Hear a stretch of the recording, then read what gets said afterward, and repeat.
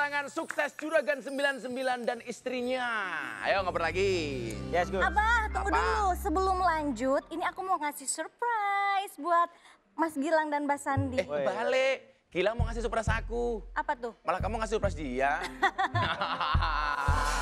Ini mystery box ya, buat Apa Mbak Mbak Sandi. Sandi apa Gilang? Buat Siapa? berdua. Oh, berdua. Coba dibuka. Apa mystery box malam hari ini? Buka. Oke, aku buka ya. Buka aja. Oh. Wah. Apa sih isinya? Lihat Sandi. Wow. Pertanyaannya, ada apa dengan uang 15.000? Ini makan kita setiap hari, Gus. Budgetnya sekian. Tahun Ada berapa itu? budgetnya. Ini tahun 2013. Masa sih? Tahun 2013, 15.000 berdua. Yes. Berdua. Untuk beli apa Sen waktu itu? Jadi ya kamu yang ngomong. Jadi karena pas aku nikah baru tahu kalau ternyata rumah sama mobilnya kan nyicil semua. Oh. Jadi dibajetin kalau misalnya mau makan tuh dibajetin 15.000 itu dapat sayur, ayam Wah. tuh 5.000 harganya satu biji Gus. Jadi buat berdua ya. Ya. Itu sehari 3 kali 15.000? Iya. Cukup Jadi- nggak cukup sehari 15.000? Ya, jadi belinya sayur tuh langsung nanti sayurnya dipanasin Sayur lagi. 2000-an, Gus. Ada sayur Sama bayam, ikannya. sayur sop, terus kita ambil dadar jagung, Yes, perkedel. Jadi itu tuh beli itu loh yang orang jual udah matengan tuh loh Gus. Nanti Oke. diplastikin harganya 2.000 udah jadi. Jadi saya nggak masak lagi gitu. Tinggal masak nasi aja sama Tinggal masak diangetin. Belinya Berarti pagi, kalau sehari 15.000, 1 bulan itu berarti 450.000. sekitaran itu. Cukup untuk berdua. Cukup untuk berdua. Wow. Berarti kalau sekarang makannya berapa sehari? Kayaknya 15 juta ya, Bah ya? Kalau sekarang udah diet, Gus. Oh, Oh, diet. sudah diet ya? Iya, malah lebih murah lagi dari ini. Ya, sekarang sering makan orang juga kadang. Nah, selain itu, Bah, Uci juga punya fun fact nih tentang pasangan hits yang satu. Apa tuh? Katanya mereka itu rutin memberikan sedekah dan hadiah tambahan untuk pemenang Olimpiade. Nih ada Oh, artikelnya. ini ya. Tuh. Rutin sedekah, begini kisah sukses Crazy Dad Malang, Juragan 99 dan Sandi Purnamasari. Kenapa yang kalian apresiasi juara Olimpiade? Enggak sih, Gus. Jadi kalau dari aku, saya rutin sedekah, rajin sedekah itu udah ajaran dari orang tua saya sejak kecil, Gus. Sejak kecil ya? Kecil, Kamu jadi- sudah diajarkan untuk memberi orang ya? Tiap weekend itu saya mesti diajak ke panti asuhan. Jadi diajarin ini loh kayak gini loh, kamu nanti kalau besar sisihkan uang. Tiap Jumat juga di sekolah itu kan mesti ada kotak amal tuh selalu sama orang tua dikasih. Jadi itu udah didikan dari kecil dan ketika menikah saya teruskan. Dan itu melekat banget di hati kamu? Melekat. Pas Oke. nikah diajarin sama Mas Gilang sedekah kan. Jadi kita tuh ke panti asuhan, terus Mas Gilang itu nyumbang uang. Terus saya protes kan, yang kan kita kurang gitu kok. Buat apa namanya bayar Makan. cicilan aja kurang gitu loh. Kenapa sih kita harus ke panti asuhan buat ngasih uang gitu kan. Terus dia bilang yang lebih susah dari kita tuh banyak banget. Jadi kita tuh cuma nyumbang 200.000 pun itu nggak apa-apa. Yang penting kita sedekah katanya gitu. 100-200 ribu pokoknya tiap bulan kita harus wajib. Biasanya bro, kadang-kadang kan ada yang cowoknya dermawan, istrinya pelit. Atau istrinya dermawan, cowoknya pelit. Kalian berdua kayaknya kompak deh. Kompak banget ya, Bang ya. Itu Ya. didikan kamu ke istri atau gimana? Ya saya dari awal pokoknya sebisa mungkin saya sedekah dan alhamdulillah istri saya itu benar-benar nggak pernah protes. Nah, terakhir aku juga lihat postingan kamu ngasih Quran kepada untuk Yayasan Syekh Ali Jabir. Baru kemarin, Gus. Pernah punya cita apa dengan Syekh Ali Jabir? Saya suka banyak yang saya suka dari ceramahnya sih, Gus, tausiahnya termasuk Adem gitu ya. ya tenang, adem. Jadi- Tapi Juragan 99 udah pernah ngundang? belum, Gus. Belum pernah Oke. ketemu, Gus. Belum pernah ketemu. Belum pernah ketemu ya. Kebetulan beliau setelah sebelum sakit, setelah ada kasus penusukan di Lampung itu, kita undang ke sini bro. Memang beliau luar biasa. Dan ternyata Sobat Kepo ya, yang membuat mereka kaya itu tuyulnya apa Pak? Nih, tuyulnya ini nih. Nah, ini tuyulnya ini.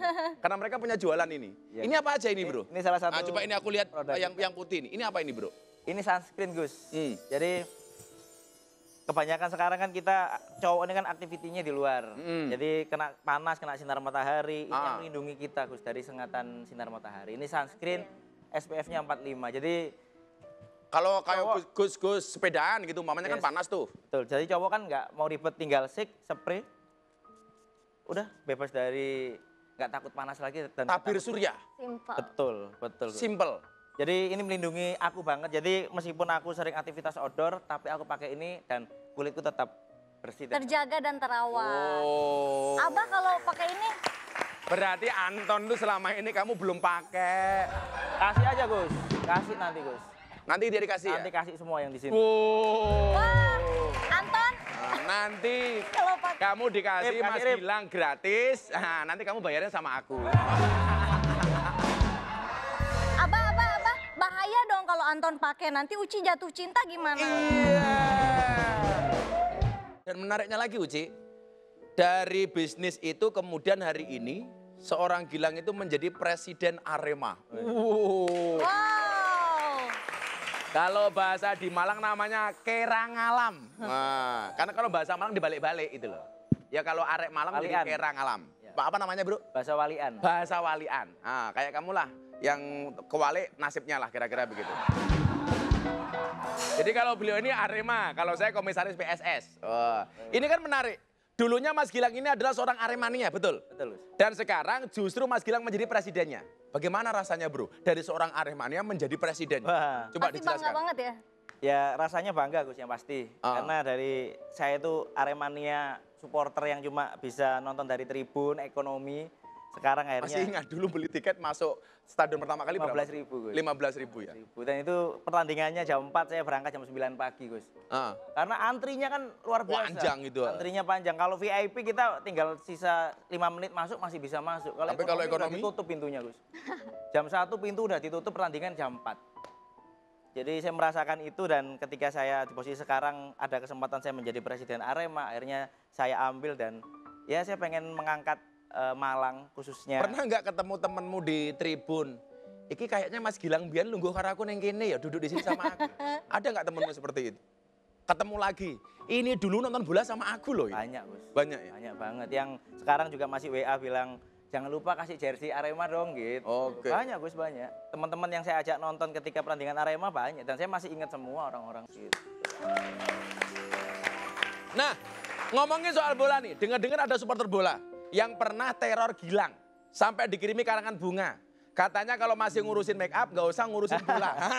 Aku pernah baca itu kayaknya di medsos. Iya Gus, kalau Apa, bro? kalau Responmu, masih bro? ngurusi kosmetik jangan ngurusi bal-balan katanya. Ah. Padahal dari kosmetik ini aku bisa ngurusi bal-balan Gus. Oh, kebalik ya lo pola Ya, berpikirnya. kebalik ya. mereka ya, mereka kan karena kemarin sempat ada crash. Jadi antara Persebaya dan Arema ini kan emang rival Gus.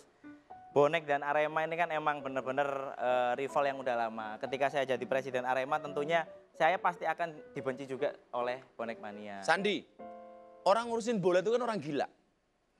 Karena orang bisnis bola di Indonesia itu belum ada yang menguntungkan. Kenapa kamu mendukung? Sandi. Karena kan itu passionnya Mas Gilang sendiri dan kita kerja juga bukan apa ya. Hanya sekedar profit oriented ya. Tapi ya untuk apa ya, untuk nyenengin dirinya dia sendiri gitu. Karena ketika dia seneng di situ gitu, ketika dia ngelakuin itu ya udah walaupun itu untung atau enggak, tapi dia seneng gitu. Tapi saya izin Gus sebelum jadi presiden. Tetap ngomong ya. Iya, Tetap kalau ngomong nggak dan diizinin. izin bahaya Gus.